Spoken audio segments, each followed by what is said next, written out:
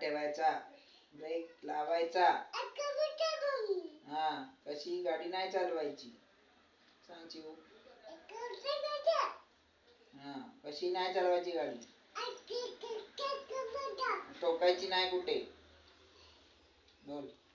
टोकायची नाही कुठे. हा, फटके देईन नाही तर. हा, नीट चालव. भू झाला हिला. ठोकत राहते ती सारख्यांदा. मग भूच होणार ना. किती ठिकाणी भू झाला. नीट चालव आता.